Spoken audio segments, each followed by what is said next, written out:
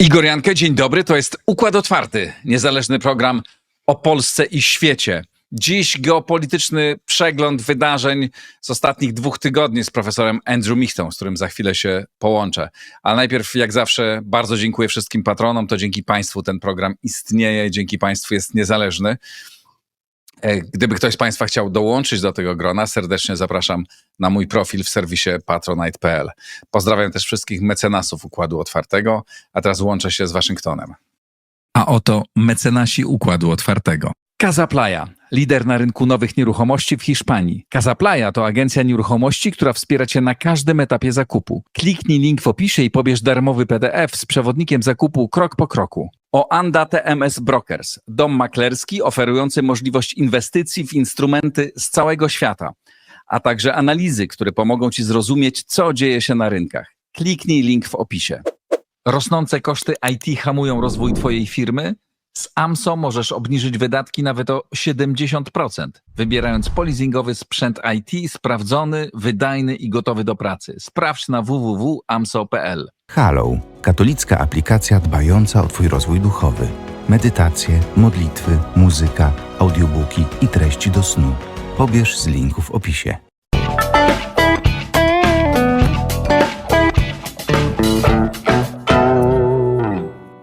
A tam profesor Andrew Michta.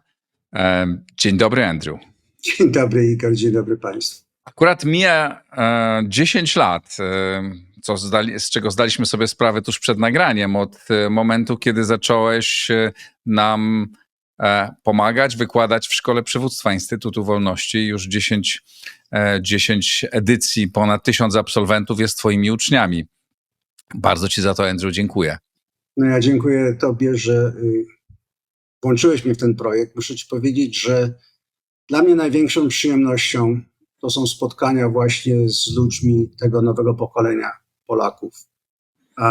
To są ludzie, którzy są przyszłością zarówno Polski, jak i jej bezpieczeństwa, relacji ze Stanami Zjednoczonymi, z innymi państwami w Europie. To jest jakościowo zupełnie inna grupa ludzi i nie mówię to tylko dlatego, że jestem częścią tego programu. To jest dla mnie naprawdę highlight, kiedy przyjeżdżam i mam możliwość z nimi rozmawiać nie tylko w czasie wykładów, ale i prywatnie, w przerwach i potem. No i jestem również z nimi w kontakcie, dlatego że to są naprawdę ludzie, którzy tworzą grupę alumnusów, alumni. I oni ze sobą pozostają w kontakcie, więc to jest najważniejsze. To jest budowanie tego networku ludzi, którzy mam nadzieję zoperacjonalizują się na przyszłość. Nie wiem, czy wiesz, czy Państwo wiecie, ale nasi absolwenci już, którzy się poznali w szkole, założyli firmy. Niedawno powstała firma założona przez słuchacza i przez jednego z wykładowców. Powstały też rodziny spośród uczestników szkoły i już są owoce działalności tych rodzin. Także to nas też bardzo cieszy. Ale mówimy o tym dlatego również, nie tylko, żeby podziękować Andrew, co jest niezwykle ważne, ale też, żeby powiedzieć Państwu, że właśnie rozpoczęła się rekrutacja do kolejnej edycji Szkoły Przywództwa. Ja tu pokażę, jak wygląda nasza strona. Tam wejdźcie Państwo, zachęcam na adres, pod adresem szkolaprzywództwa.pl. Znajdziecie wszystkie informacje o wykładowcach. Jest Andrew Michta, ale nie tylko Andrew Michta, jest wielu fantastycznych ekspertów i generałów, takich jak generał Andrzejczak, czy generał Piotrowski, i menadżerów, takich jak właściciel firmy Maspex, czy twórca marki Buksy, czy twórca firmy iSci, Rafał Modrzewski. Wielu fantastycznych ekspertów. Zachęcam serdecznie. Po tej szkole zostajecie Państwo członkami klubu absolwenta i to środowisko działa bardzo prężnie. Wejdźcie, jeśli jesteście zainteresowani, serdecznie zapraszam, lub jeśli macie znajomych, to powiedzcie o tym, że taka możliwość teraz istnieje. Jeszcze w kwietniu trwa rekrutacja. Kto pierwszy się zgłosi, no, ma trochę większe szanse, chociaż wszyscy mają podobne, ale najpierw przeglądamy zgłoszenia tych, którzy zgłosili się na początku. Tyle reklamy naszego wspaniałego przedsięwzięcia, a teraz o innych, o tym, co się działo i co się dzieje na świecie. Tym razem nie zaczniemy od Donalda Trumpa. Ostatnio zdradzę Państwu, kiedy umawiałem się z Andrew Mixtem, to prosił, tylko proszę, żebyśmy cały czas nie mówili tylko o Trumpie. No więc proszę bardzo. Zacznijmy od tego, co się dzieje u naszego zachodniego sąsiada, bo to nie jest tylko problem dotyczący Niemiec. AfD, partia radykalna, sympatyzująca z Rosją, wywołująca wiele kontrowersji, krótko po wyborach stała się najbardziej popularnym ugrupowaniem w Niemczech. To jest wynik ostatniego sondażu. AfD prześcignęło CDU, CSU. I jest to, myślę, element szerszego procesu politycznego, społecznego, który dzieje się nie tylko w Niemczech, ale Andrew, ty spędziłeś wiele lat w tym kraju, znasz go dobrze. Powiedz, co ty sądzisz o tym?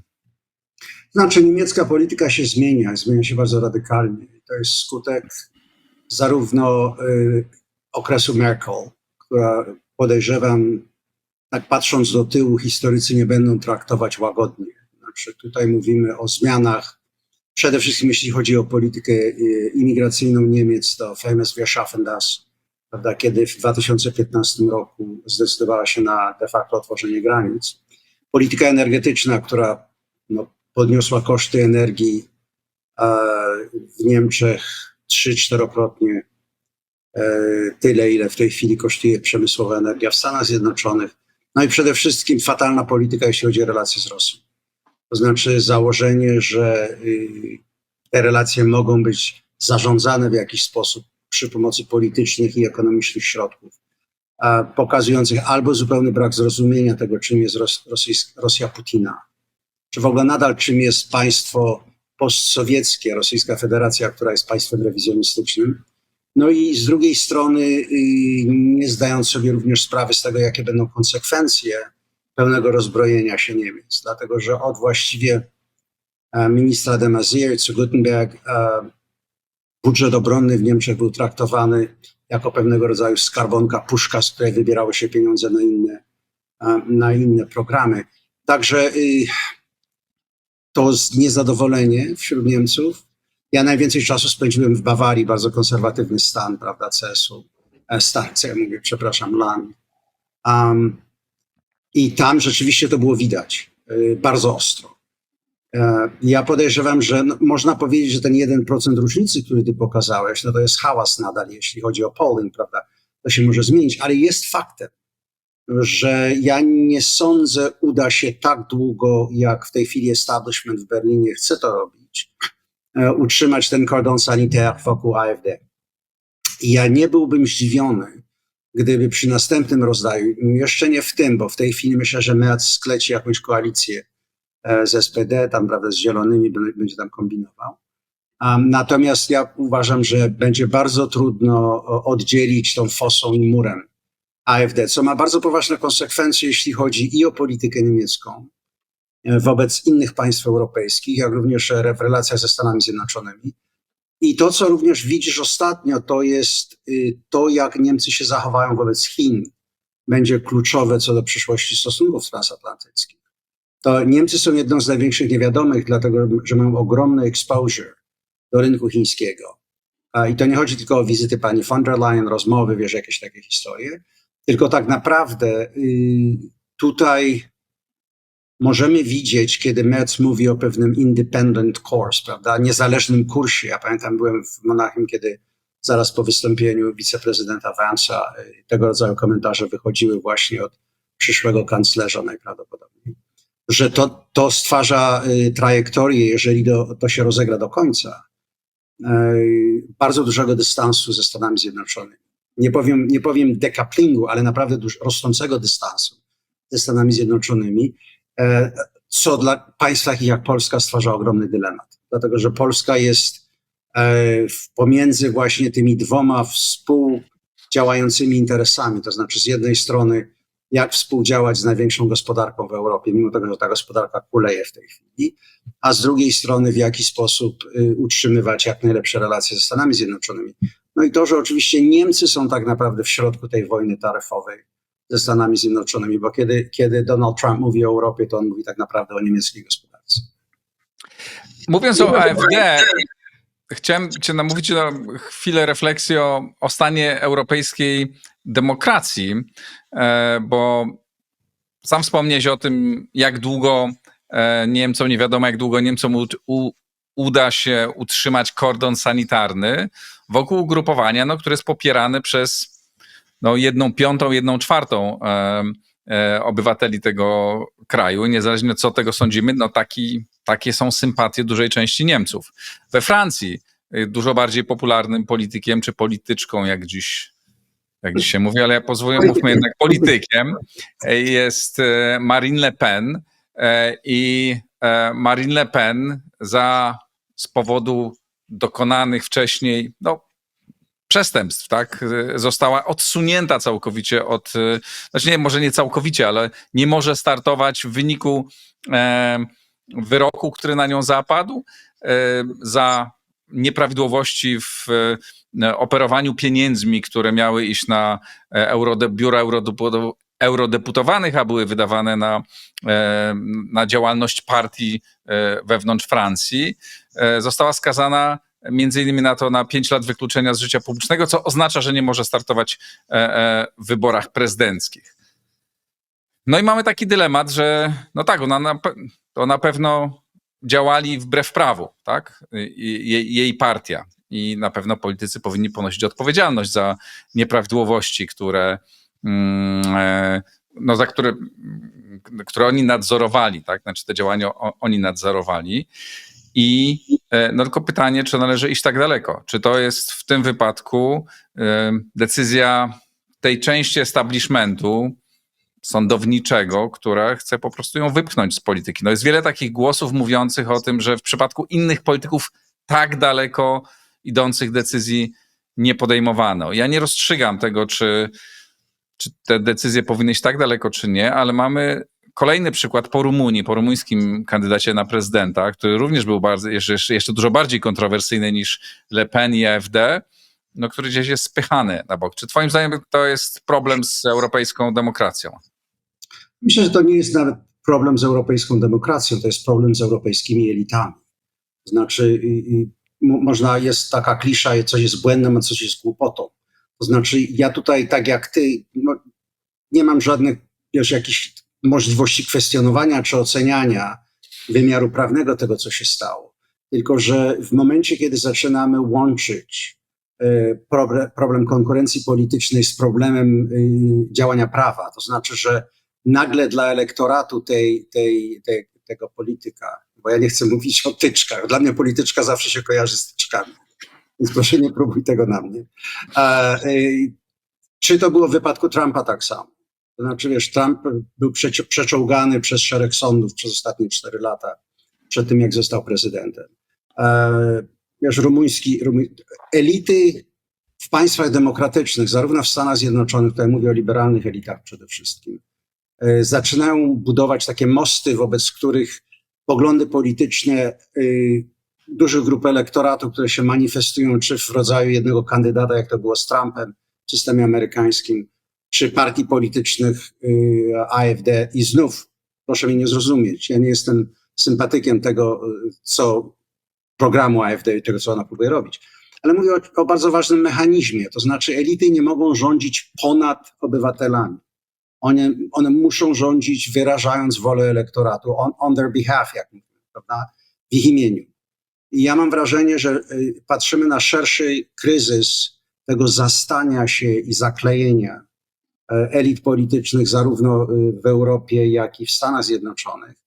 I reakcją w tej chwili jest coraz większa złość elektoratu, coraz większa wściekłość tego, że po prostu ich głosy nie są słyszane.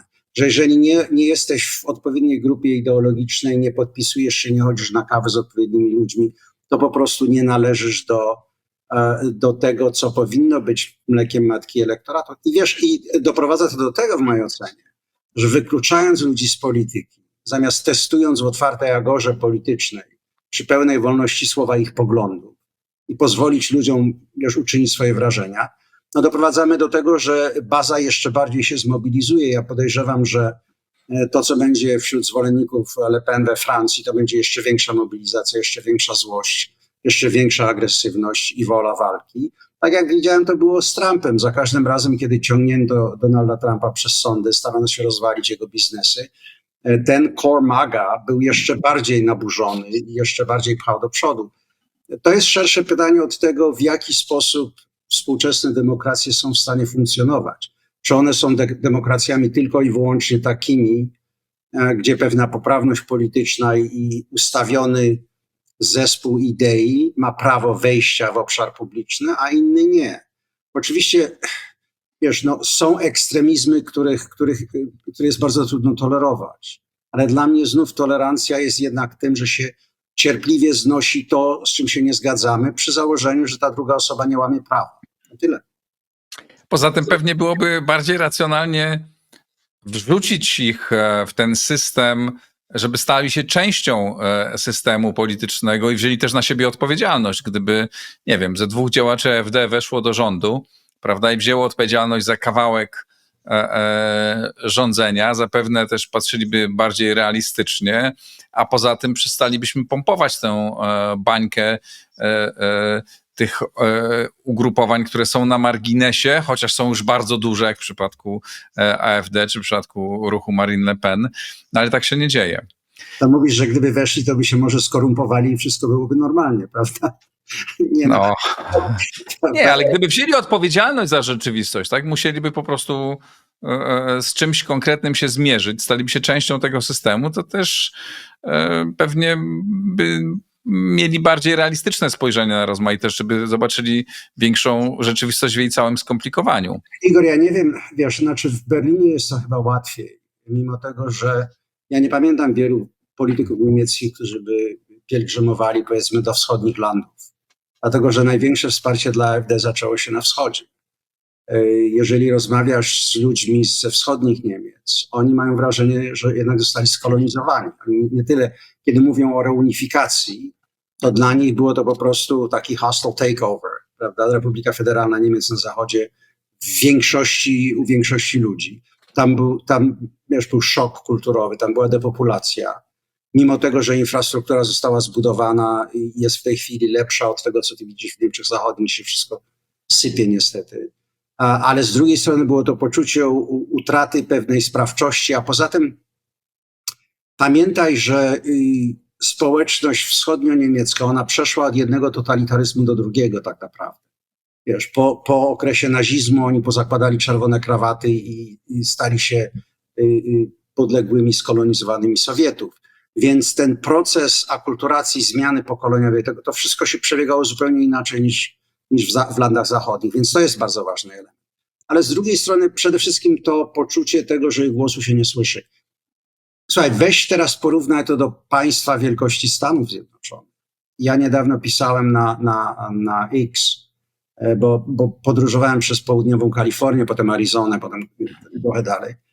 I właśnie między małymi miasteczkami, jadąc na Interstate i zatrzymując się, rozmawiając z ludźmi, to poczucie rozziewu między tym, gdzie się znajduje elektorat w tym amerykańskim heartlandzie, jeśli chodzi o ich problemy codzienne, czym oni się zajmują, z czym się zmagają, a tym, co tutaj codziennie słyszę w Waszyngtonie, to nie są 2 różne światy, to są 2 różne kosmosy. Natomiast największy gniew i złość, i powiem gniew, bo ci ludzie mają w mojej ocenie prawo po tych 40 latach mieć naprawdę dosyć establishment elites. Bardzo ciekawy był niedawno polling data zrobiony, czy Trump ma za dużo władzy i 47% respondentów mówiło, że tak, ale pozostała grupa mówiła, że nie ma za dużo albo ma za mało władzy. Czyli większość nadal elektoratu amerykańskiego uważa, że to, co się działo do tej pory, zasługuje na rozbicie.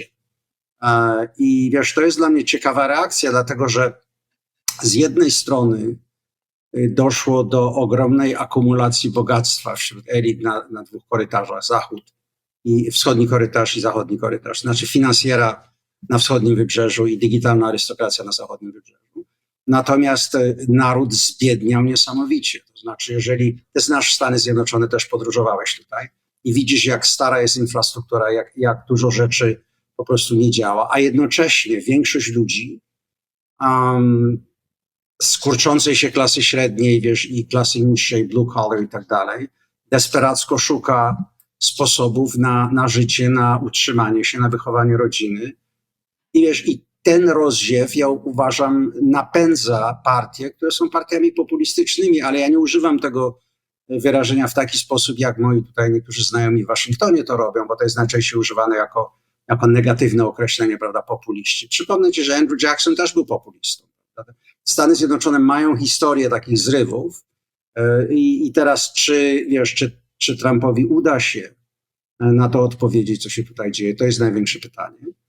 A ja uważam, że Europa przejdzie przez podobne spazmy, tylko później. Po prostu przechodzi to, co się buduje w Niemczech, to, co się buduje we Francji. Dojdzie jeżeli nadal będzie się wykluczać polityków.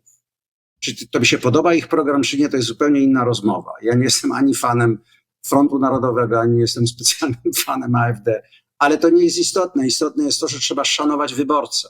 Natomiast to, że się tego wyborcę zamyka w jakimś pudle i mówi, że ty nie jesteś na tyle wyrafinowany czy rozumiejący prawdziwe zadania społeczności, no to jest zaprzeczenie demokracji. A co cię najbardziej uderzyło, kiedy właśnie rozumiem, że w ostatnich dniach jeździłeś tam po południu Stanów Zjednoczonych, bo wiem, że też jeździłeś samochodem tam, nie tylko Tak. przyleciałeś, tak, i też po małych miasteczkach. Co cię najbardziej uderzyło? I z tym od razu drugie pytanie, czy ci ludzie mają poczucie, że teraz są słuchani, że się Trump im przynosi to, czego oni oczekiwali? Słuchaj, dwie rzeczy, które są dla mnie niezwykle ważne i zresztą tutaj rozmawiałem z ludźmi i w moim think tanku i w innych miejscach, że czas najwyższy, żebyśmy powrócili do Heartlandu, to znaczy, żeby convening, które się zamiast odbywać w Waszyngtonie, wiesz, wszystkiego rodzaju konferencje, okrągłe stoły, prawda, rozmowy ze staffersami, z kongresmenami, z ludźmi z rządu, czas najwyższy, żeby się zapakować i pojechać do Missouri, pojechać do Wisconsin, pojechać do Arizony i angażować się z przywódcami lokalnymi, którzy mają zupełnie inną optykę. To była pierwsza sprawa. Druga to, co napisałem, i wiesz, nie romantyzuję tego, bo też jest mnóstwo patologii. To znaczy to, co kryzys fentanylu zrobił w Stanach Zjednoczonych, to jest dla mnie taka chińska wojna opiumowa na odwrót. To jest taki payback, wiesz. Tu się dzieją straszne rzeczy i widzisz ludzi czasami, którzy są rzeczywiście zniszczeni i to widać w tym, jak oni się zachowują, jak chodzą. Wiesz, masz ogromny kryzys otyłości w Stanach Zjednoczonych i to ma dużo czynników w tym wszystkim i jakość jedzenia, którą się serwuje, wiesz, i sposób życia, ale przede wszystkim ja uważam, że to jest taka trochę beznadziejność, która się powytwarzała w tych małych społecznościach. Dlatego, że dobra możliwość pracy, dobra możliwość jakiegoś utrzymania rodziny, to wszystko wyparowało, kiedy elity amerykańskie zamiast robić to, co tradycyjnie elity amerykańskie robiły, jeśli spojrzysz na klasę przemysłowców, typu Henry Forda na przykład, wprowadza, prawda, assembly line, żeby przyspieszyć produkcję i uzyskać większe dochody, ale jednocześnie on używa technologicznych innowacji, ale wykorzystując środki amerykańskie, amerykańskiego robotnika, amerykańskiego dostawcę i tak dalej. Natomiast my w okresie 40 lat, zamiast wykorzystywać ogromny skok technologiczny, który Stany Zjednoczone zrobiły, myśmy te technologie po prostu wysłali poza kontynent. I konsekwencje tego są w tej chwili takie, że Stany Zjednoczone są w sytuacji, w której o ile 15 chyba czy 17 lat temu Stany produkowały, jeśli chodzi o manufakturę, 2 razy tyle, ile Chińczycy, teraz się to odwróciło. Znaczy wiesz, Chiny są może 15% globalnej gospodarki, a produkują 30+% wszystkich wytworzonych produktów. No więc co tutaj są dwie rzeczy. Jest jasne dla mnie, że z jednej strony to jest merkantylizm Pekinu, to w jaki sposób się zarządza tak zwanym wolnym handlem, bo to ma bardzo niewiele wspólnego z wolnym handlem w tej chwili. No ale z drugiej strony to jest ogromny koszt ludzki. Na pozytywnej stronie muszę ci powiedzieć, Igor, gdzie się nie zatrzymałem, czy to był jakiś mały hotel, czy to była jakaś restauracja, czy to był Texas Roadhouse, wiesz, tego rodzaju rzeczy. Ja miałem zupełnie spontaniczne rozmowy z ludźmi, którzy są po prostu nadal tym bardzo przyjaznym amerykańskim narodem, który ty pamiętasz też ze swoich podróży. I to jest ogromnie budujące. Wiesz, to nie muszą być koniecznie bardzo wyrafinowani ludzie, oni mają swoje własne problemy. No i pytałeś o Trumpa. No słuchaj, ja przyjechałem przez Michigan kilka miesięcy temu samochodem. Ja nie widziałem żadnego znaku o Kamala Harris.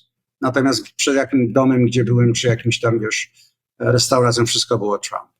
I ja nie wiem, czy oni uważają, mówię tutaj, wiesz, o tej społeczności z Heartlandu, że rzeczywiście Trump wszystko rozwiąże, ale na pewno jest to odrzucenie status quo. I ja myślę, tak jak zaczęliśmy od AfD i od Frontu Narodowego, wiesz, ja mam takie samo wrażenie za każdym razem, kiedy jestem w Europie, że europejskie elity grają, co my nazywamy whack-a-mole, taką grę. Wiesz, tutaj coś wyskoczy, oni tu starają się przybić. Znów wyskakuje, znów starają się przybić. Ale w pewnym momencie zabraknie rąk do tego przybijania.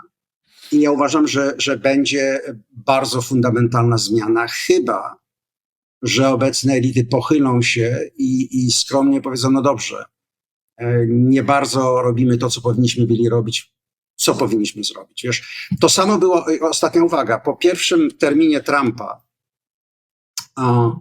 ja pamiętam, kiedy on był wybrany w 2016, zaczynał, ja wtedy rozmawiałem z jednym z przyjaciół, z którym pracowałem właśnie w Niemczech i powiedziałem mu, mam nadzieję, że nasze elity pochylą głowy i powiedzą, jak myśmy tutaj zawalili sprawę, że naród nam powiedział, mamy was dość. Ale nie było żadnej self-refleksji. Nie było żadnego, były impeachmenty, były, wiesz, Russia collusions, było to i to i to. Ja myślę, że po drugim zwycięstwie Trumpa, no to musi doprowadzić do zmian wewnątrz i liberalnego establishmentu i wewnątrz. Jeszcze zauważ jedną rzecz, która jest bardzo ciekawa. Właściwie przez ostatnie 3 cykle wyborcze Partia Demokratyczna w Stanach Zjednoczonych wyznaczyła kandydata. Nie było, wiesz, bitwy jakichś prymarnych spraw, prawda? Hillary Clinton była de facto namaszczona wtedy przez Obamę na kandydata. Potem Joe Biden, tam South Carolina i te wszystkie rodzaje rzeczy. No i pani Harris to była kwintesencjalna sprawa. To była partia wyznaczająca, macie, tu jest wasz kandydat. Natomiast po stronie republikańskiej było rzeczywiste walenie się, wiesz, walka. I ja uważam, że to musi powrócić do Partii Demokratycznej, bo potrzebujemy bardzo ostrej opozycji. Ale po to, żeby ta opozycja była, to ta opozycja musi zamiast udawać, że zwieramy szyki, wszystko było świetnie, rozliczyć się. Oni muszą się ze sobą skonfrontować, zapytać, co wyszło źle, jacy przywódcy powinni odejść. I teraz w następnych wyborach prymarnych musi być autentyczna konkurencja ludzi, bo wtedy się wyłania kandydat, który może wygrać. My potrzebujemy Partii Demokratycznej, która się odbuduje, bo ta opozycja jest bardzo potrzebna do trzymania, wiesz, w tej obecnie rządzącej partii w szyku. To już przechodzimy do naszego ulubionego prezydenta Stanów Zjednoczonych, co on teraz robi. Wiedziałem, że nie dasz rady, Igor. No muszę o czym więcej mówić.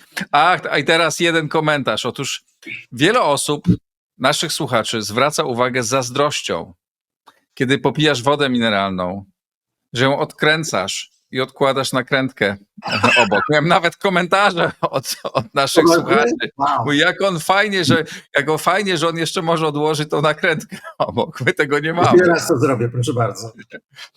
A to nie jest przypadkiem włoska woda mineralna? No niestety, i podejrzewam, że przy obecnych taryfach ja nie będę mógł... To jest włoska, ale na Stany Zjednoczone robią odkręcaną. Ale widzisz, no jacy ci koszmarni Włosi robią nam takie nakrętki, prawda? No wstyd. No to jest Tak, to jest San Pellegrino. Ja przygotowując się do naszej rozmowy dzisiaj sobie spojrzałem na swoją szafę i nieprzypadkowo mam tę koszulkę. Otóż to jest koszulka, którą kupiłem w Stanach Zjednoczonych, w Nowym Jorku, w Museum of Modern Art. To jest obraz Wasylija Kandyńskiego. I taka mi przyszła myśl, że no, każdy sobie oczywiście obrazy abstrakcjonistów interpretuje na swój sposób, ale rozumiem, że on też chciał pokazać pewną harmonię między muzyką a plastyką, między obrazami, że w tym jest jakiś porządek.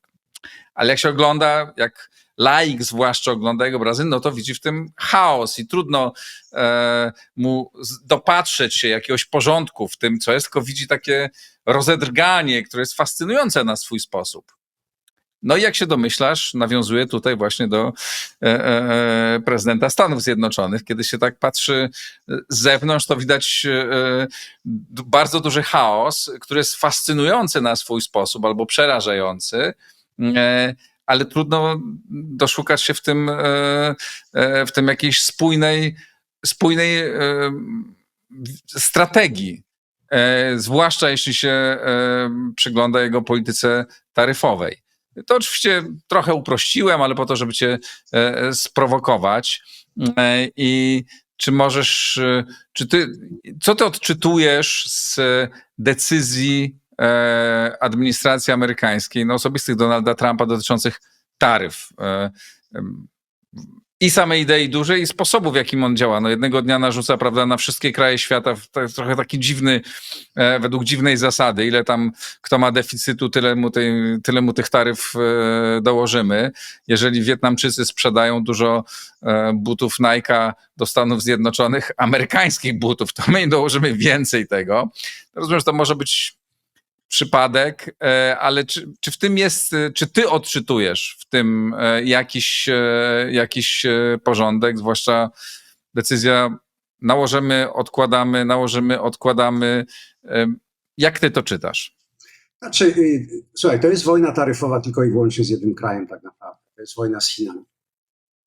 No ale cały świat się od tej wojny trzęsie. Ale również giełdy amerykańskie. Pozwól, że dokończę. Jasne. Przede wszystkim kilka rzeczy tutaj. Stany Zjednoczone od jakichś 50 lat mają deficyty, jeśli chodzi o handel. To jest pierwsza.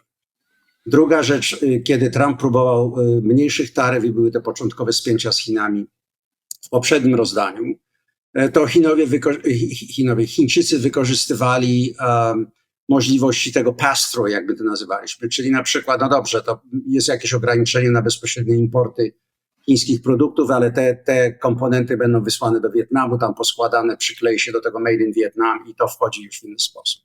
Więc ja uważam, że to, co Trump robi w tej chwili, mimo tego, że oczywiście jest to bardzo ryzykowna gra i high stakes, ale tu chodzi przede wszystkim o uderzenie w Chiny, a on jednocześnie chce się upewnić, że Chińczycy nie będą mieli pass-through i drugiego jakiegoś wyjścia, używając powiedzmy innych państw, które będą w innym systemie taryfowym ze Stanami Zjednoczonymi. To jest jedna rzecz. Druga rzecz to jest taka, ja uważam, że on oczekuje na dużą wygraną, kiedy powiedzmy czy Meksyk, czy Kanada, czy India, czy po prostu ugną się, przyjdą i zaczną negocjować albo zerowe taryfy, albo reciprocal, wiesz, czyli umawiamy się taką i taką i taką. Ja sądzę, że Unia Europejska byłaby też takim dużym dla niego zwycięstwem, ale obawiam się, że widząc to, w jaki sposób przede wszystkim zachowuje się Berlin i tutaj, wiesz, ta niepewność w mojej ocenie, jak rozegrają to Niemcy, a to popchnie Unię Europejską w tym czy w innym kierunku. Natomiast przede wszystkim chodzi o konfrontację z Chińczykami. I to, co ty widzisz w tej chwili, to jest rozerwanie, takie już finalne rozerwanie tego, czym była globalizacja. Dzisiaj był raport u Bloomberga, że jeżeli chodzi o te zawirowania i rynków, wiesz, że mimo tego, że Chińczycy nie trzymają tak dużo amerykańskich treasuries, jakby się wydawało, prawda? Niektórzy podają ogromne liczby, ale że Chińczycy też manipulowali tym w odpowiedzi na taryfy. To jest zimna wojna z Chinami, jeśli chodzi o handel. Może być jeszcze gorzej, bo jeżeli to się zdegeneruje z kolei w jakieś konfrontacje militarne, kinetyczne, to może doprowadzić do ogromnego krachu, ale Trump jest zdecydowany, w mojej ocenie, żeby zrobić decoupling od Chin. Dlatego, że jeżeli spojrzysz na to, że powiedzmy ponad 80% wszystkich lekarstw, które Amerykanie używają, tych środków do produkcji, pochodzą z Chin. Szok dla Trumpa COVID-u, zresztą rozmawiałem z kilkoma ludźmi tutaj na temat tego, jakie były reakcje administracji wtedy, to było zdanie sobie sprawy, do jakiego stopnia Stany Zjednoczone uzależniły się od Chin. Ostatnia sprawa. Wiesz, mówisz, świat się trzęsie, ale dlaczego się trzęsie? Dlatego, że Stany Zjednoczone nadal są tam, co ja nazywam premium market. To jest rynek po prostu, na którym chcesz być, żeby zarabiać pieniądze. W związku z tym Stany mają bardzo duży leverage. Ja uważam, że dojdzie szybko do dogadania się i z Meksykiem, i z Kanadą, mimo tego całego pokrzykiwania. Natomiast z Chińczykami będzie na noże. Dlatego, że wiesz, jeżeli spojrzysz na sposób, w jaki chińska gospodarka operowała, ja zresztą od 20 lat piszę o tym imperatywie decouplingu od Chin. Jeżeli my tego nie zrobimy, to Zachód po prostu przegra. Natomiast my będziemy mieć alternatywy, jeżeli na przykład Chińczycy odetną, zagrają tą kartą na przykład jeśli chodzi o lekarstwa, odetną dostawy. Będzie początkowo ból, ale Stany Zjednoczone skompensują idąc do Indii, idąc do innych państw. Wiesz? Ja uważam, że Japonia i Korea na pewno się dogadają. Nie ma co do tego dwóch stron, dlatego że jest tutaj również imperatyw strategiczny, bezpieczeństwa tych państw. Natomiast trzeba się przyglądać z zapartym oddechem na to, jak będą się odbywać relacje z Chinami. Rozmawiałem niedawno z kolegą, który jest ekspertem, bardzo dużo czasu spędził w Chinach. I on powiedział sobie, pamiętaj również, że w chińskiej narracji wewnątrz państwa wszystko, co złe, jest powiązane ze Stanami Zjednoczonymi. To znaczy oficjalna narracja partii komunistycznej jest, że Amerykanie jako ta wiodąca siła zachodnia są odpowiedzialne za wszystkie problemy w Chinach. Więc duża konfrontacja, natomiast te pozostałe, prawda, zawirowania, które widzisz. No i ostatnia uwaga, wiesz, pamiętaj, że stock market to nie jest jedyny indikator tego, w jaki sposób ta ekonomia będzie funkcjonować. Poza tym, jeśli spojrzysz, o ile nie trzymaj mnie za słowo, ale chyba 50% Amerykanów właściwie nie jest w ogóle w rynku stock market. Więc wiesz, w sensie zwłaszcza tych społeczności ludzi mniej zamożnych, o których mówimy, ja uważam, że to nie załamie wsparcia dla Trumpa. Natomiast to, co może załamać wsparcie dla niego, jeżeli nagle wystrzeli w górę inflacja, jeżeli nagle koszty codziennego koszyka zakupu, zwłaszcza dla biednych ludzi, poszybują w górę i wiesz, i wtedy już jesteśmy w zupełnie nieznanym terytorium. Ale to jest bardzo prawdopodobne. No przecież jeśli Stany Zjednoczone chcą nałożyć cła na wszystkie państwa świata, z którymi handluje, tu jest ta słynna lista, no to wiadomo, że te wszystkie państwa odpowiedzą tym samym. Nie ma wyjścia. Znaczy produkty w Stanach Zjednoczonych będą musiały zdrożeć i to bardzo poważnie. Nie tylko tam jajka, z którymi Stany i tak mają problemy, tak? Ale telefony, których wszystkie używają, no nie da się utrzymać tej samej ceny telefonu, jeżeli do tej pory on był składany w Chinach, połowa części pochodziła z Chin i to dotyczy wszystkich innych rzeczy, tak? Samochodów. Popatrz na markup tego iPhone'a, jeśli chodzi o prawdziwy koszt produkcji, a za ile to jest sprzedawane i wtedy się możesz za głowę złapać. To znaczy no tak. Ta możliwość robienia ogromnych profitów, to będzie kwestia dla korporacji podjęcia decyzji odnośnie tego, do jakiego stopnia ten profit może być zredukowany. Natomiast jeszcze jedna rzecz, ty mówisz, że to jest konieczne. Wszystko zależy od tego, jak długo to będzie trwać. To znaczy, jeżeli w pewnym momencie, jak szybko inne państwa dojdą do wniosku, że trzeba tu przyjechać i wynegocjować, a jak długo się po prostu ustawią w taki sposób, że Stany Zjednoczone nie mają alternatyw, w związku z tym trzymamy się. Wiesz, i ja uważam, że to jest ogromnie ryzykowna gra dla administracji Trumpa, to co on robi. Ale z drugiej strony, wiesz, ja uważam, że decoupling, jeśli chodzi o gospodarkę chińską, to jest imperatyw dla przyszłości bezpieczeństwa Zachodu i samych Stanów Zjednoczonych. Nie możesz konfrontować się, czy nawet w ekstremalnej sytuacji iść na wojnę z państwem, które tak naprawdę kontroluje twój łańcuch dostaw. No przecież to jest absurd. Nie możesz również być w systemie konfrontacji, jeśli nie masz zaplecza przemysłowego od produkcji stali, wiesz, stopów, chips i tak dalej, a te wszystkie są produkowane w państwie, które jest twoim przeciwnikiem. Poza tym ostatnia uwaga, Chińczycy to nie mają, wiesz, tak naprawdę 10 stóp wysokości. Wiesz, jest taki mit ogromny, prawda, Chiny. I trochę ja mam takie wrażenie, kiedy rozmawiałem z tym właśnie moim przyjacielem, ekspertem od Chin, on mówi, Chiny są postrzegane przez Zachód trochę tak, jak są Stany Zjednoczone postrzegane przez Zachód, bo większość ludzi przylatuje do Szanghaju, do Beijing, prawda, i tych wielkich miast. No i rzeczywiście to wygląda tak, jak niemalże, wiesz, Blade Runner, jakieś takie, wiesz, nowa technologiczna sprawa. Natomiast to jest tak samo, jakbyś próbował rozumieć Amerykę tylko dlatego, że przyjechałeś do Waszyngtonu, Nowego Jorku czy San Francisco. Natomiast jeżeli pojedziesz, co on robi bardzo często, na wieś chińską, no to jesteś nagle w XIX wieku. No więc to są te problemy, które Chińczycy mają. No tak, ale pamiętajmy o tym, że to Stany Zjednoczone, zresztą ty też wiele razy mówiłeś, same do tego doprowadziły, a te fabryki amerykańskich wielkich marek, które są w Chinach, to nie wybudowali wieśniacy z Chin, bo tak na to wpadli, tylko to były decyzje amerykańskich właścicieli i menedżerów. Ja od początku mówiłem, że największym błędem było to, że państwo abdykowało swoją odpowiedzialność po końcu zimnej wojny.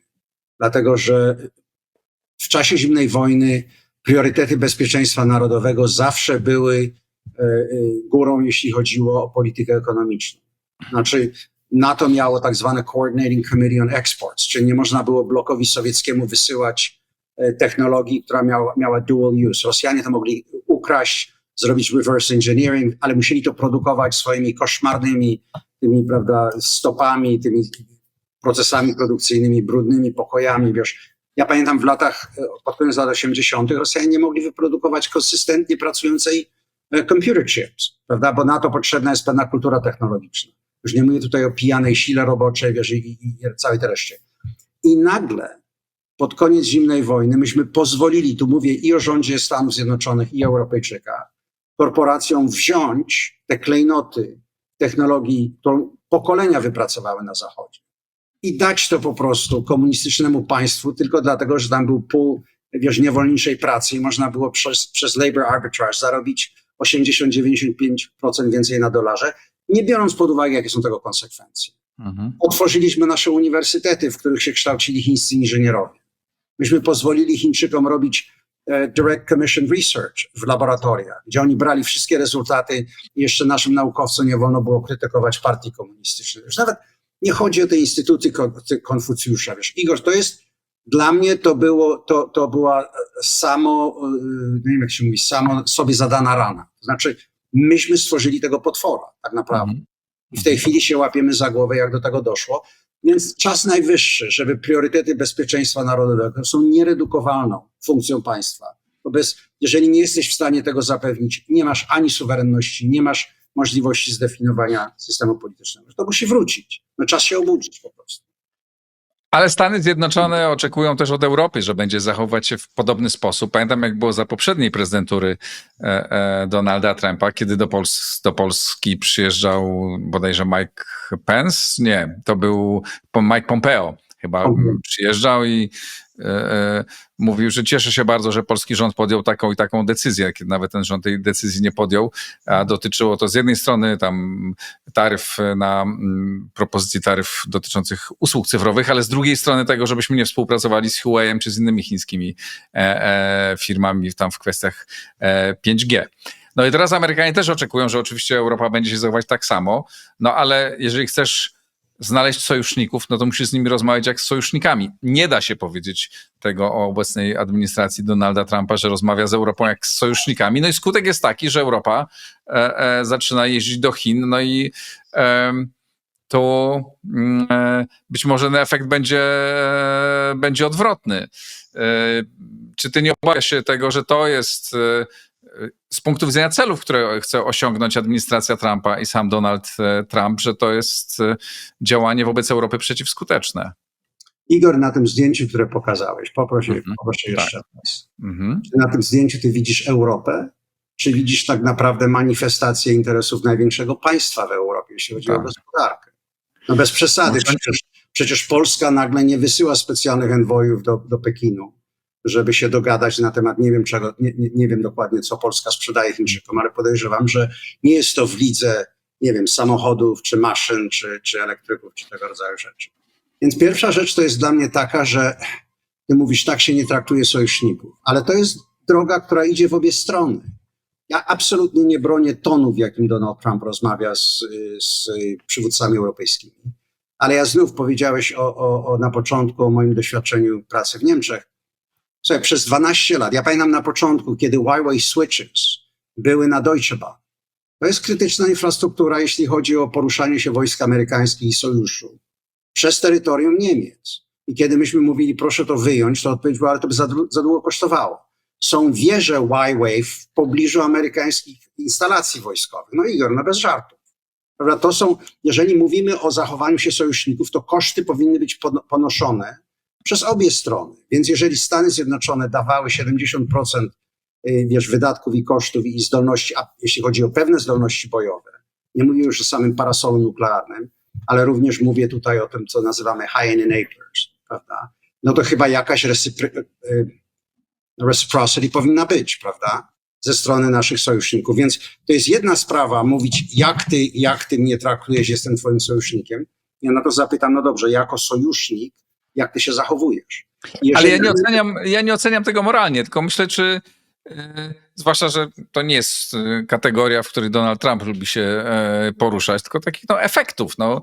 Czy efektem tego również zachowania wobec Europy nie będzie przybliżenie Europy do Chin?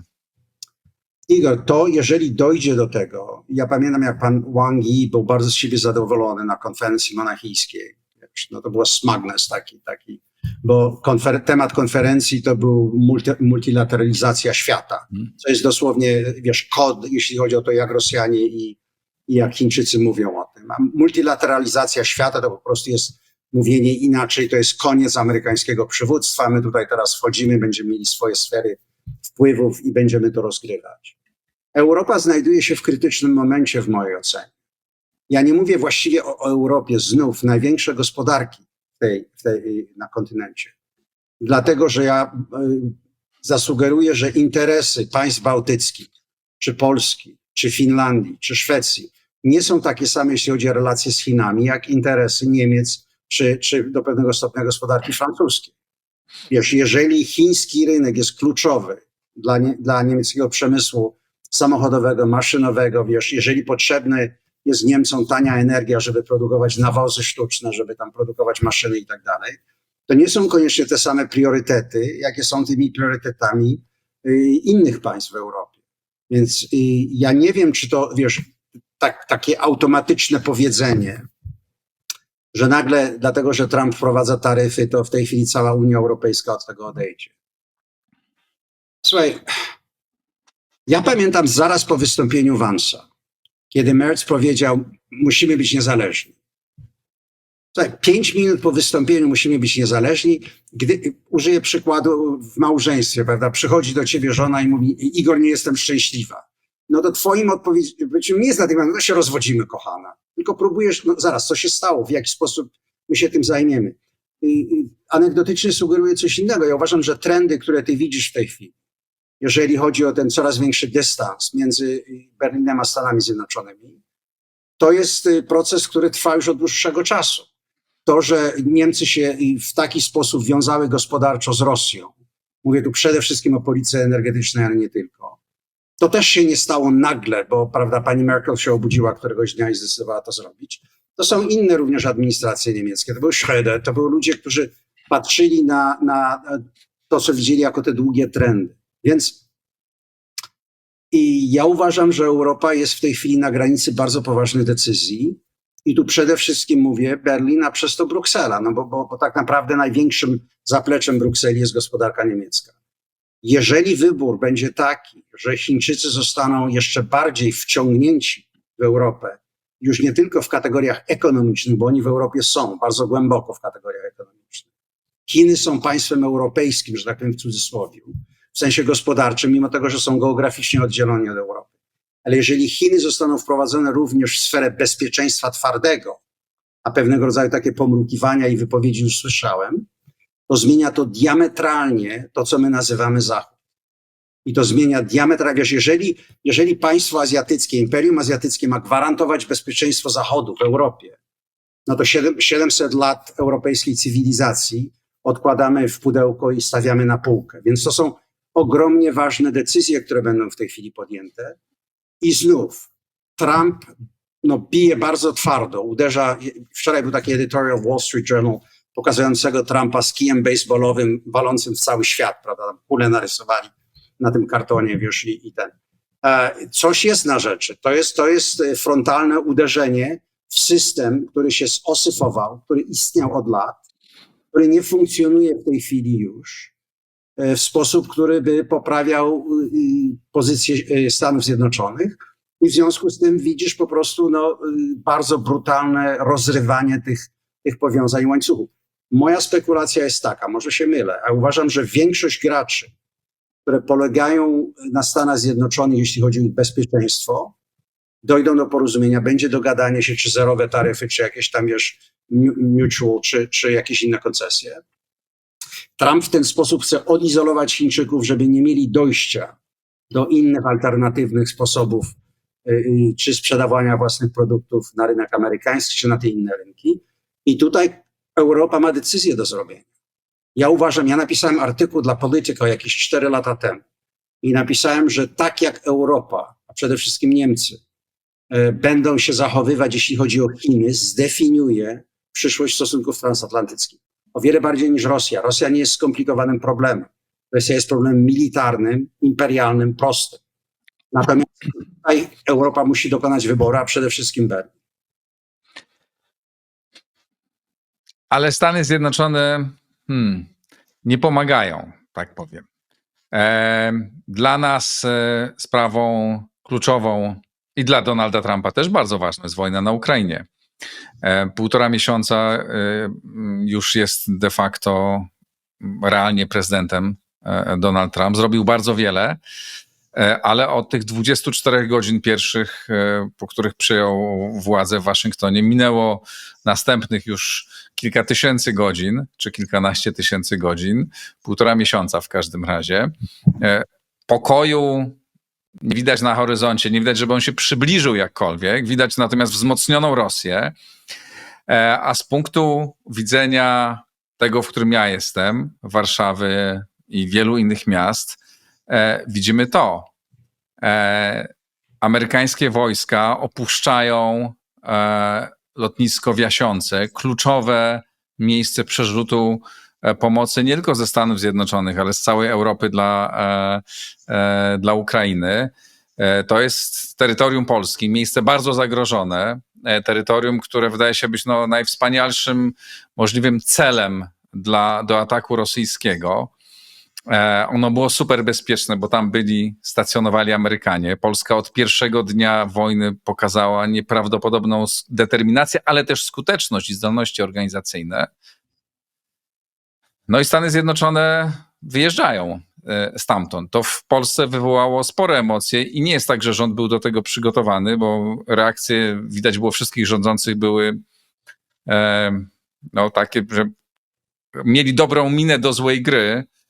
Udawali, że wiedzieli o tym, ale widać było, że nie wiedzieli, że to było zaskoczeniem. No i to jest i na poziomie symbolicznym to jest bardzo mocne i myślę, że gdyby dzisiaj zrobić badania popularności Stanów Zjednoczonych w Polsce, to one nie wyglądałyby tak samo jak kilka lat temu. No ale to jest coś bardzo realnego. Polskie miasto, lotnisko jest dużo bardziej zagrożone niż było wcześniej. Jak to? Jaki masz komentarz do tego? Przede wszystkim najpierw taki side comment, bo ty powiedziałeś coś, co jest bardzo ważne przy tych wszystkich rozmowach o europejskiej autonomii strategicznej, o bezpieczeństwie bez Amerykanów. I przed chwilą powiedziałeś, że to, że tam byli żołnierze amerykańscy, dramatycznie podnosiło bezpieczeństwo i Jasionki, i w ogóle całej tej operacji. No i powiedziałeś oczywistość, dlatego że nie czarujmy się. Jedyną rzeczą, którą tak naprawdę odstrasza Rosjan, to jest obecność amerykańska, dlatego że z nim przychodzi parasol nuklearny i siły zbrojne i cała ta reszta.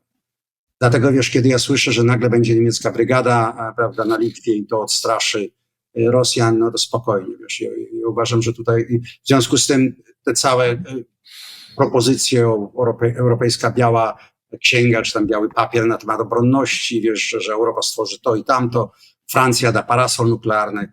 W tej chwili to jest zaczarowywanie rzeczywistości, to nie ma żadnych szans na realizację, przynajmniej przez następną dekadę, więc odłożmy to na to. Druga sprawa, zgadzam się z tobą. Ryzyko dla Jasionki się powiększa, dlatego że tam nie ma Amerykanów w tej chwili. To było negocjowane przez jakiś czas, ale podejrzewam, że nikt nie spodziewał się, że stanie się tak szybko. W tej chwili Pentagon prowadzi to, co my nazywamy Force Posture Review. Bridge Colby właśnie został potwierdzony jako podsekretarz stanu od polityki w Pentagonie.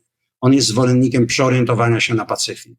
Więc myślę, że jest realistyczne oczekiwać to, że będzie dochodziło do i redukcji i przesunięć, jeśli chodzi o to, gdzie te wojska amerykańskie będą w Europie. I teraz ja uważam, że kluczowym zadaniem dla sojuszników europejskich powinno być, a niestety tak się nie dzieje. Tutaj mam duży komplement dla sekretarza generalnego Rutte, bo on się dwoi i troi rzeczywiście, jeśli chodzi o utrzymywanie relacji i składanie konkretnych ofert. Natomiast szereg narodowych rządów z Europy nie robi dużo albo robi nic w tym sensie, operując na tej zasadzie, że właśnie tak jak powiedziałeś, jak tak można, dlaczego tak robicie. Ja jestem bardzo krytyczny wobec tego, co administracja robi wobec Rosji. Zresztą mówię to i piszę o tym. Wiesz, te opowieści, że rozszerzenie sojuszu doprowadziło do wojny rosyjskiej z Ukrainą, to są bzdury po prostu. To jest opowiadanie rzeczy, które nie są połączone z tym, co się dzieje tak naprawdę. Rosja najechała Ukrainę z tego samego powodu, z którego najechała Gruzję, skonsolidowała kontrolę Białorusi i będzie nadal naciskać. To jest odbudowywanie Imperium Rosyjskiego po tym okresie postsowieckim. Natomiast bardzo duże pytanie jest nadal, w jaki sposób przez następne kilka miesięcy, zwłaszcza przed szczytem w Hadze, sojusznicy europejscy są w stanie nawiązać poważną rozmowę z administracją Trumpa. I to się nie robi w ten sposób, że dlaczego nie możemy wrócić do tego, jak rzeczy były, bo do tego nie ma powrotu. Jest duża zmiana, jeśli chodzi o strategię amerykańską. Natomiast ja nie uważam, że jest ani w interesie Stanów Zjednoczonych i nie sądzę, że do tego dojdzie, że Stany Zjednoczone wycofają się z Europy, natomiast dojdzie do zmian, jeśli chodzi o deployment, gdzie te wojska będą, w jakich strukturach, ile ich będzie. I wiesz, co będzie oczekiwane od Europejczyków. I ja uważam, że sposób na współpracę między Europą a administracją Trumpa w tej chwili, Stanami Zjednoczonymi, to nie jest na tej zasadzie, jak ty tak możesz się zachowywać, tylko mamy konkretną propozycję. Co o tym myślisz? Jak możemy to wspólnie skorygować? Myślimy na przykład o tym, żeby mieć takie i takie siły tu, my dajemy to, potrzebujemy to od siebie. To jest rzecz bardzo prosta, o której sojusznicy powinni rozmawiać, a o tym się nie rozmawiało. Po prostu przez 30 lat doszło do tego, że mimo ciągłego napominania sojusznicy w NATO po prostu nie robili tego, do czego byli traktatowo zobowiązani, Igor. No. Nie wiem, jak to Zgadzam się, Andrew, zgadzam się w 100% i wiesz o tym, że ja też tak myślę. Jestem bardzo krytyczny wobec zachodnich elit, ale jednocześnie w sytuacji, kiedy realnego zagrożenia, wobec jakiego stoi dzisiaj Polska i w naszych relacjach polsko-amerykańskich zbudowanie tego hubu w Jasionce było tak niezwykle ważne. I to Polska zaryzykowała, to Polska poniosła ryzyko w pierwszych dniach wojny. To Polska wysłała jako pierwszy kraj 300 czołgów na Ukrainę i masę innego sprzętu. I wielokrotnie słyszeliśmy, tak, Polska pokazała, że jest rzeczywiście bardzo wiarygodna. No i teraz nasz najpoważniejszy sojusznik wycofuje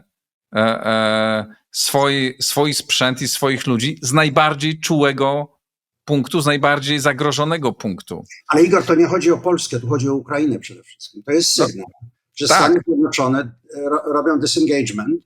Ale zgodzi się z tym, że Jasionka jest dzisiaj bardziej zagrożona niż była. No tak, oczywiście, że jest. Znaczy, słuchaj, Polska jest dzisiaj bardziej zagrożona niż była 10-15 lat temu. Jasne, ale ja nie mówię teraz ogólnie, Andrew, nie. Ja mówię teraz o tej decyzji Hekseta, czy nie wiem, kto podjął tę decyzję, po prostu od tak sobie wycofujemy się z Jasionki.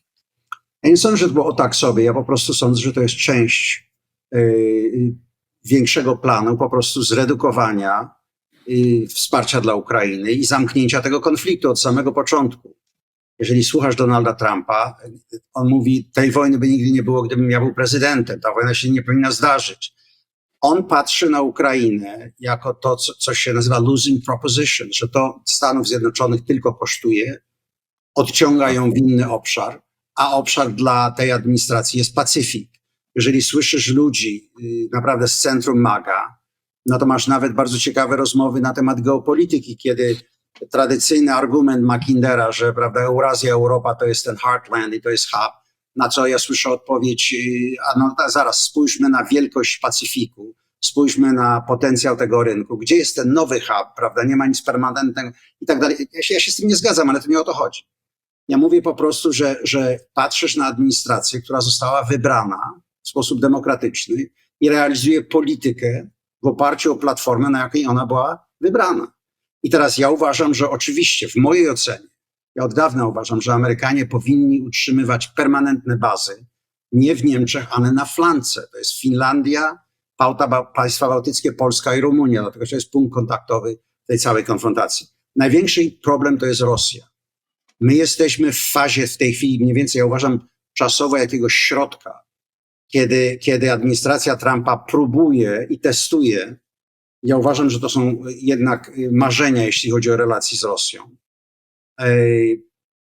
Wiarę w to, że można z Rosjanami doprowadzić do resetu i zbudować relacje, które nie będą inherentnie konfrontacyjne, ale będą do pewnego stopnia kooperacją.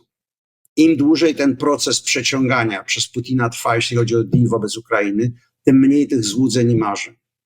I my dojdziemy do punktu, w którym albo Putin się zorientuje, że przeciąga strunę i dostanie mocno po głowie, albo będzie nadal to robił i wtedy będzie zmiana, jeśli chodzi o politykę administracji wobec Rosji. W tej chwili jesteśmy w przeciwnej sytuacji, dlatego że jeżeli z jednej strony spojrzysz na wszystkie plany regionalne sojuszu, przeciwnikiem jest Rosja. To jest wyartykułowane, wiesz, od drugiej inwazji Ukrainy, to jest dokument. No ale jeżeli największy sojusznik w NATO próbuje się dogadać z tym największym przeciwnikiem sojuszu, to prowadzi do ogromnych zawirowań wewnątrz tej organizacji. Więc wracam znów do jednej rzeczy. Sojusz jest sojuszem państw demokratycznych, ale Stany Zjednoczone są tym primus inter pares. I jeżeli chcesz, żeby ten sojusz funkcjonował i twoje relacje ze Stanami Zjednoczonymi funkcjonowały, to musisz, czy to jest administracja demokratyczna, czy republikańska, czy to jest Biden, czy Trump, czy to jest George W. Bush, czy ktokolwiek tam przyjdzie, czy przedtem Obama. Musisz umieć z tą administracją nawiązać kontakt i współpracować. I teraz ja ciebie zapytam. Ile dajesz mi przykładów bliskich rozmów z Waszyngtonem, nawiązywania kontaktu? Nie mówię zresztą tylko o Warszawie, ja mówię o innych państwach, o Berlinie, o Paryżu, wiesz. No, przyjechał Macron, bardzo fajnie, prawda, usiadł, niewiele mówił, pochwalił prezydenta, po czym wrócił i zaczął mówić z powrotem o strategii autonomicznej. Myślę, że najrozsądniej rozmawia, znaczy największe zaufanie moje budzi, jeżeli widzę relacje z tych spotkań. Z jednej strony jestem też pozytywnie zaskoczony postawą Marka Rutte, o którym miałem gorsze zdanie, ale mówię o prezydencie Finlandii. Alex Stubb jest wspaniałym politykiem, muszę ci powiedzieć. Ja go znam od szeregu lat. I pamiętam, kiedy napisałem artykuł na temat tego, to chyba nie był posting na Twitterze, że mam nadzieję, że zimne głowy zwyciężą. Alex mi wysłał direct message, właśnie mówi dokładnie. Mam nadzieję, że chcemy, żeby te zimne głowy zwyciężyły. Słuchaj, on tutaj przyjeżdża, on rozmawia z prezydentem Trumpem. Małe państwo, ale on ma atuty, z którymi on przyjeżdża. On mówi, słuchaj, ja jestem małym państwem, ale zobacz, jakie mam wojsko. Zobacz, ile ja wydaję na obronę. Zobacz, jaką mam artylerię, jakie mam plany obrony. Wiesz, to są rzeczy, z którymi się przyjeżdża do Waszyngtonu. Jeżeli rozmawiasz z prezydentem, który chce zredukować koszty amerykańskiej obecności w Europie. A nie przyjeżdżasz z tym i mówisz, jak ty tak mogłeś dać przemówienie, obraziłeś mnie, jestem sam i w tej chwili. Czy J.D. Vance powinien był to przemówienie dać, czy nie? Możemy to debatować. Czy przyjeżdżasz, wiesz, do gości i mówisz, że muszą się posprzątać, no to nie jest najbardziej uprzejmy sposób mówienia z nimi. Ja nie byłem, wiesz, pod tym względem zachwycony. Ale wracam do jednej rzeczy. Tu powinny być inicjatywy, zresztą powiedziałem ci zaraz, kiedy się zaczynała administracja zmieniać, że ma Europa jakieś 3 miesiące od stycznia do marca, kiedy zmienia się cały zespół. Stary zespół polityczny wychodzi z siodła, nowy jeszcze nie siedzi w siodle. Wszystko jest możliwe. W tym okresie przyjeżdżać z konkretnymi propozycjami. Ambasador musi biegać wtedy, wiesz, gdzie tylko może, rozmawiać z ludźmi, nawiązywać kontakt. Ile tej aktywności widzisz? Bardzo niewiele. Pozwól mi, zadałeś mi pytanie, daj mi odpowiedzieć. I ja wcale nie będę bronił europejskich przywódców, ani polskich liderów.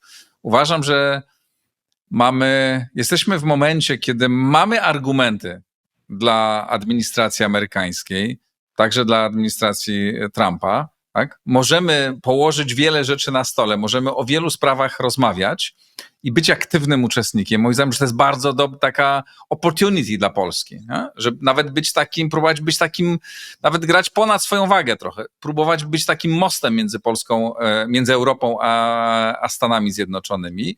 Z wielu powodów pewnie mielibyśmy argumenty dla Donalda Trumpa i jego ludzi. no ale tego nie robimy, bo polska dyplomacja jest niesprawna, bo nie mamy ambasadora w Waszyngtonie, bo się dwóch polityków nie może dogadać i tu moim zdaniem to odpowiedzialność też jest jednak po obu stronach. Można by się było porozumieć w tej sprawie i no nie prowadzimy ofensywy dyplomatycznej wobec Stanów Zjednoczonych. No, prezydent Duda próbował coś tam zrobić, ale też powiedzmy sobie szczerze, no nie był to spektakularny sukces, ale cała polska klasa polityczna powinna w tej chwili pracować na rzecz tego, żeby te rozmowy i te argumenty przekazywać Stanom Zjednoczonym i tu mamy tu dużo do zrobienia. Ja wierzę, że to się jeszcze stanie i że możemy to zrobić i musimy organizować również platformy do rozmów ze Stanami Zjednoczonymi i jak wiesz, nad jedną z takich platform zaczynamy pracować, ale poza rządem. Pozwól, że powiem jeszcze jedną rzecz, tak na zakończenie. Jest coś takiego, nie wiem jak to powiedzieć po polsku, samowypełniająca się... Przepowiednia. Przepowiednia, okej. Że jeżeli w odpowiedzi na to uderzenie ze strony administracji Trumpa, które jest bardzo mocne, nawet można powiedzieć brutalne, jeśli chodzi o sposób, w jaki ta rozmowa się prowadzi, prawda? Ale jeżeli odpowiedzią na to nagle jest w porządku, my się sami zbroimy i my wykluczymy amerykańskie firmy zbrojeniowe z zakupów broni dla państw europejskich, ale tak by the way nadal jesteśmy sojusznikami i nadal proszę dawaj nam parasol nuklearny. No pomyśl przez chwilę, jak to się rozgrywa w Waszyngtonie. Jeżeli chcesz naprawdę mieć autentycznych lobbystów, jeśli chodzi o twoje interesy, no to firmy, które robią interesy w Europie, sprzedając czy Lockheed Martin, czy Boeing, czy Raytheon, wiesz, i tak dalej, to są twoje atuty. Jeżeli ty im powiesz prosto w twarz, że ty będziesz wykluczony z tego rynku, no to w jaki sposób można rozmawiać dalej o budowaniu jakichś relacji wspólnotowych? I to wcale nie znaczy, że uważam, że dobrze jest rozmawiać z sojusznikami tak, jak my to w tej chwili robimy. Ale z drugiej strony przez 30 lat rozmawialiśmy inaczej. I co z tego wyszło? Prawda? Więc jeżeli natomiast odpowiedzią jest taka, że ja się w tej chwili po prostu obrażam, to ja się muszę zastanowić, czy ty się rzeczywiście obraziłeś, czy tak naprawdę od samego początku miałeś interes do zrobienia, który był interesem twoim tylko i wyłącznie i opowiadałeś, że jesteś sojusznikiem, ale tak naprawdę chciałeś załatwiać inne sprawy. Jeżeli jedziesz do Chin w tej chwili, bo chcesz się zorientować, jak tutaj można zrobić deal, bo ten facet wprowadził taryfy, to są pytania, które sobie trzeba zadać. Czyli wiesz, sojusze, które są sojuszami traktatowymi, muszą być wypełnione intencjami graczy, którzy w tych sojuszach są.